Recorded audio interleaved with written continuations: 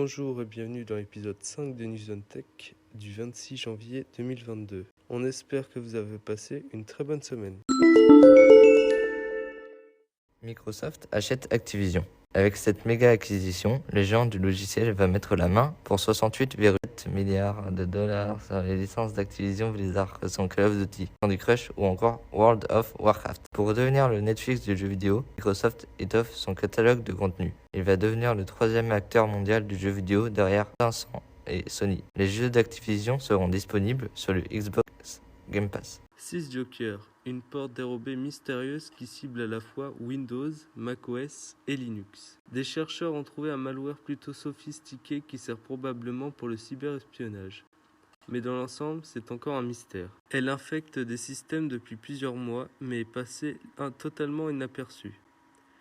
En décembre dernier, les chercheurs en sécurité d'Intezer ont mis la main sur une porte dérobée appelée 6 Joker, créée par un groupe de pirates visiblement avancé. En effet, ce code malveillant est totalement nouveau et a écrit d'emblée pour les trois principaux systèmes d'exploitation qui sont Windows, macOS et Linux, ce qui nécessite un minimum de moyens et de connaissances techniques. Aucune attribution n'a pu être faite pour le moment, donc on ne sait pas qui se cache derrière ce malware. Le malware se faisait passer pour une mise à jour système, mais on ne sait pas exactement comment il a pu s'installer sur l'autre. iPhone. Des millions d'utilisateurs étaient menacés par une énorme faille. Une faille critique de Safari provoquait la fuite de données personnelles de millions d'utilisateurs d'iPhone et de Mac. Il y avait une solution sur ordinateur qui était de changer de navigateur temporairement, mais sur iPhone, le problème revenait quel que soit le navigateur. Une mise à jour corrective a été déployée par Apple ce 26 janvier à 19h. Comment Samsung compte révolutionner l'IA grâce au in-memory computing? Dans un communiqué, Samsung annonce une belle avancée sur l'exploitation de la mémoire MRAM. Actuellement, elle est difficile à utiliser efficacement du fait de sa gourmandise énergétique plus marquée, mais cette technologie de mémoire vive pourrait s'avérer très utile pour le développement de futures puces consacrées à l'IA. Les retombées technologiques de cette percée pourraient être très importantes à moyen terme, tant que pour Samsung que pour l'industrie. Pendant une compétition sur le jeu Minecraft, des participants ont fait une attaque DDoS sur l'opérateur Andorra Telecom, qui a interrompu Internet dans le pays d'Andorre du 23 au 24 janvier. Suite à une loi votée fin 2021, des marques de smartphones comme Xiaomi et Apple ne vont plus fournir les écouteurs dans les boîtes. C'est donc une très bonne nouvelle pour l'environnement car 23,8 millions d'écouteurs sont vendus chaque année, mais ils n'étaient pas tous utilisés.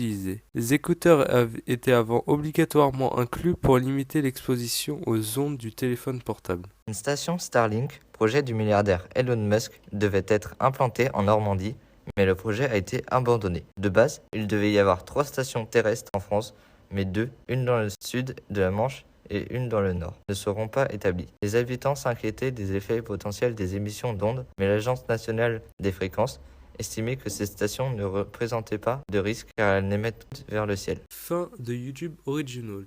Après 6 ans, YouTube abandonne YouTube Originals qui produisait du contenu original comme des séries, des vidéos éducatives ou des programmes de célébrités ou des programmes musicaux. L'information a été annoncée par le directeur commercial de YouTube. Pourquoi? Le programme de partenaires YouTube sur les revenus publicitaires compte plus de 2 millions de participants. De plus, YouTube Originals n'a pas eu le succès escompté car à part certains contenus, aucune production n'est sortie du programme. SNCF Connect a été lancé le 25 janvier 2022. Comme dit dans l'épisode 3 de News and Tech, il n'y avait pas de date précise de prévu. L'appli et le site SNCF Connect ont été lancés le 25 janvier. Une toute nouvelle interface a été créée qui est simplifiée, plus simple et efficace. Les billets à la recherche d'itinéraires sont passés de plusieurs assistants SNCF ou SNCF à une seule application appelée donc SNCF Connect. Samsung présentera sa nouvelle gamme de smartphones Galaxy S pendant sa présentation Galaxy Unpacked le 9 février 2022 à 16h. Les produits seront présentés dans un épisode futur de News on Tech